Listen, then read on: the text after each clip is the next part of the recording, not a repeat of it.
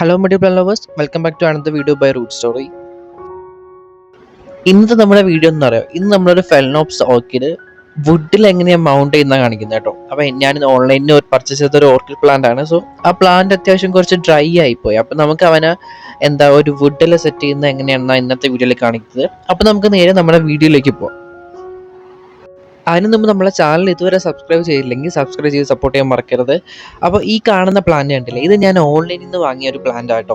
ആ പ്ലാന്റ് അത്യാവശ്യം ഡ്രൈ ആയിപ്പോയി. പക്ഷെ നമുക്ക് ഈ പ്ലാന്റ് ഷുവറായിട്ട് റിക്കവർ ചെയ്ത് എടുക്കാൻ പറ്റും കേട്ടോ. കുറച്ച് കാര്യങ്ങൾ സ്റ്റെപ്സ് എടുത്ത് നമ്മൾ ഈ പ്ലാന്റിനെ കെയർ ചെയ്താൽ ഈസി ആയിട്ട് നമുക്ക് റിക്കവർ ചെയ്യാം. അതോടൊപ്പം തന്നെ ഈ പ്ലാന്റ് ചുവട്ടി കണ്ടില്ലേ, ഒരു ബേബി പ്ലാന്റിനെ കണ്ടോ, ഒരു കുഞ്ഞ് സീഡ്ലിംഗ് കൂടെ വളർന്നു വരുന്നുണ്ട് കേട്ടോ.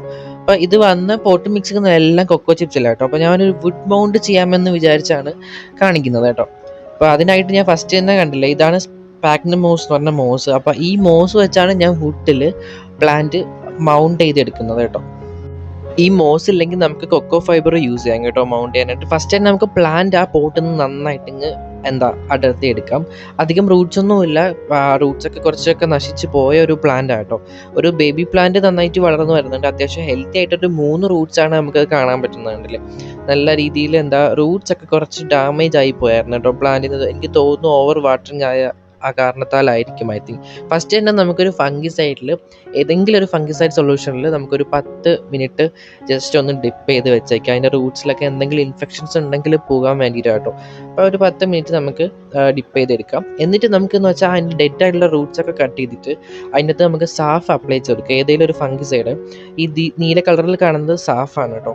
ഏതെങ്കിലും ഒരു ഫംഗിസൈഡ് നമ്മൾ ആ ഡാമേജ് ഉള്ള റൂട്ട്സ് ഉള്ള ആ മുറിവിലൊക്കെ നമ്മൾ നന്നായിട്ടൊന്ന് തേച്ച് കൊടുക്കണം.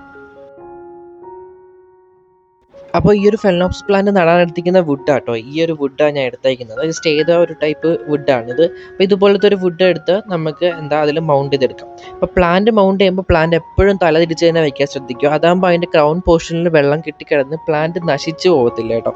ഇങ്ങനെ ചെയ്യുന്നതാണ് ഏറ്റവും നല്ലത്. ഫെലനോപ്സ് ഓർക്കിഡ്സ് പൊതുവേ ഇങ്ങനെയാണ് പോട്ട് ചെയ്യാറത് കേട്ടോ, വുഡ് മൗണ്ട് ചെയ്യുമ്പോൾ. ഫസ്റ്റ് ഓഫ് ഓൾ തന്നെ അതിൻ്റെ അത് മോസാണ് ഞാൻ ആ റൂട്ട് പോർഷനിൽ കവർ ചെയ്തിരിക്കുന്നത്.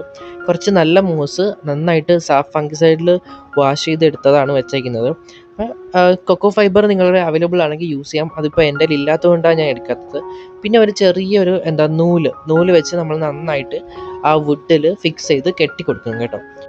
സ്പാഗ്നം മോസുമായിട്ട് നന്നായിട്ട് വുഡുമായിട്ട് കെട്ടിക്കൊടുക്കണം. എപ്പോഴും തല തിരിച്ച് തന്നെ പ്ലാന്റ് സെറ്റ് ചെയ്യാൻ ശ്രദ്ധിക്കുക.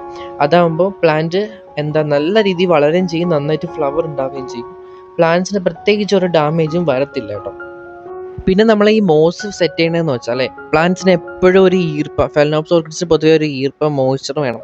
അപ്പോൾ അത് കിട്ടാൻ വേണ്ടിയിട്ടാണ് നമ്മൾ ഈ ഒരു മോസ് അതിൻ്റെ ചുവട്ടിൽ വയ്ക്കുന്നത് കേട്ടോ.